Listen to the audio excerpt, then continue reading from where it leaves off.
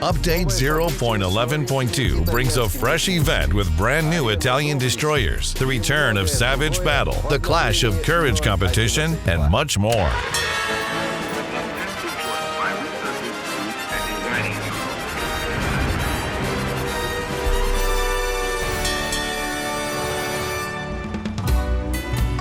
First of all, just a few words about Pan-Asian cruisers. You can already research them. They feature good concealment, small caliber guns, and high rates of fire. They also come equipped with deep water torpedoes, which can be deployed against all ship types except for destroyers. The Pan-Asian cruisers also have powerful AA defenses, but modest HP pools and firing ranges. The lack of hydroacoustic search forces players to carefully watch for enemy ships carrying torpedoes, especially in smoke. Now let's proceed to the 9 hottest Italians of this update. The first tiers are represented by Curtatona, Lazzario Sauro, and Turbina. They are classic torpedo destroyers, but equipped with exhaust smoke generator and emergency engine power. Their guns fire semi-armor piercing and high explosive shells. Italian ships between Tier 5 and Tier 7 are Maestrale, Aviera, and Luca Torrigo. Their main guns and consumables are improved compared to their low-tier compatriots, but their main focus is still torpedoes. High-tier ships of the branch are Vittorio Cuniberti, Adriatico, and Attilio Regola. Here, players get a choice between a cautious playstyle utilizing torpedoes and an aggressive playstyle combining active usage of main guns, torpedoes, and consumables for lightning-fast attacks. Keep in mind, though, that the base firing range of Italian ships at tiers 8 through 10 doesn't exceed 10 kilometers. That's how interesting our newcomers turned out to be. Can't wait to stand at their helms? We'll tell you how you can get them in early access.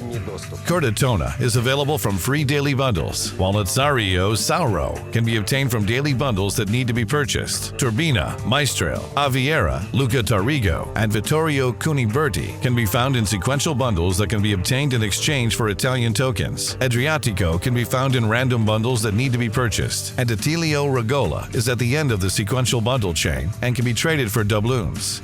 With the release of Update 0.11.4, Italian destroyers will become available for all players to research. Now it's time to tell you about Clash of Courage, which is the main source of Italian tokens.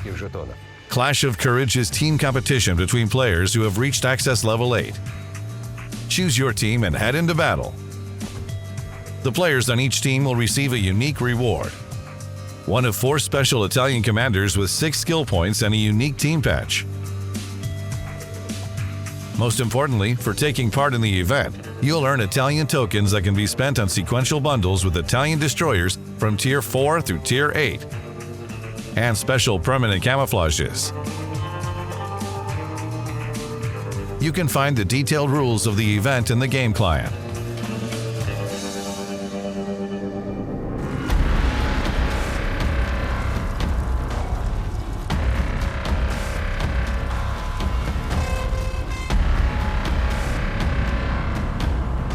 Sunken Ruins will serve as a battle arena once more.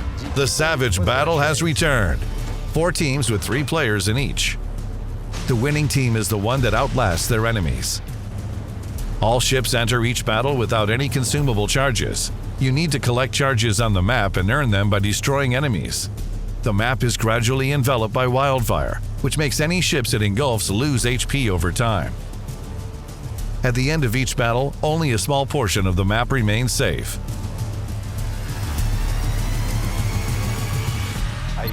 In addition, all ships in the Savage Battle have reinforced bow ends. The ships deal more and suffer less damage when ramming enemies. The sum of XP and credits gained depends on your team's place at the end. The higher you place, the more resources you'll get. You can head into the Savage Battle playing any destroyer out of the 9 available from 3 factions. Octopuses have good concealment and powerful torpedo armament. Barracudas differ in their high speed, direct control over their powerful main guns, and decent torpedoes. Finally, the main advantages of Moray Eels are automatic guns, great maneuverability, and powerful propulsion, a combination that perfectly suits aggressive close-quarters brawls. The only downside is pretty weak and slow torpedoes. Getting back to our core World of Warships experience, we finalized the mechanics for calculating the viewing radius. All ships now have a permanent minimum viewing radius, and there is also a dynamic radius that always exceeds the maximum firing range of all the ship's armament by 25% or 3 kilometers. When calculating the viewing radius, the bigger value of those latter two measures is applied. One last thing to mention, we've made it possible to research several consecutive ships in the tech tree. That's all for today. See you soon, Captains!